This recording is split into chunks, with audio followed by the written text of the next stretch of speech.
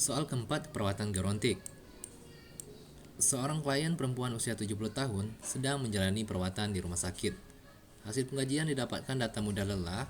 Keluarga mengatakan klien banyak makan makanan ringan, sering kencing, klien sering haus.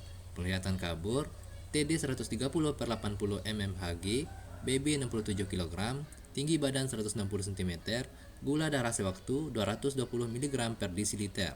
Perawat melakukan manajemen hiperglikemia dan diet yang tepat bersama dengan ahli gizi serta menganjurkan untuk pemeriksaan mata.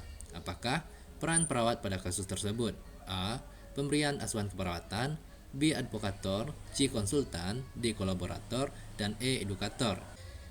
Yang ditanyakan pada soal keempat adalah apakah peran perawat pada kasus tersebut?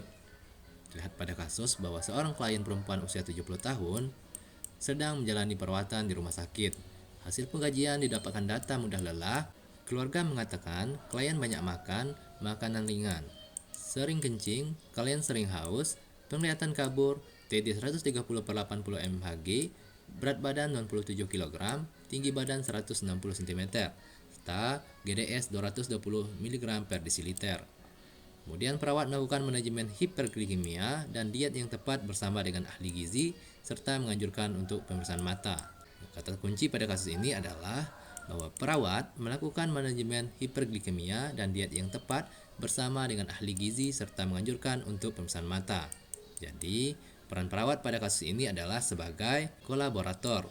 Peran perawat sebagai kolaborator adalah peran perawat yang dilakukan dengan memberikan asuhan perawatan dengan tim kesehatan lainnya seperti dokter, fisioterapi, ahli gizi, dan yang lainnya. Jadi jawaban yang paling tepat adalah yang D, sebagai kolaborator.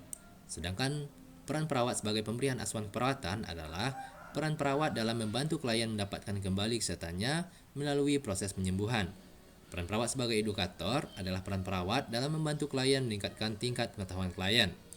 Peran perawat sebagai konsultan adalah peran perawat sebagai tempat konsultasi terhadap masalah atau tindakan perawatan yang tepat untuk diberikan. Kemudian peran perawat sebagai advokator adalah peran perawat sebagai pelindung hak klien dalam perawatan dan mencegah terjadinya kecelakaan.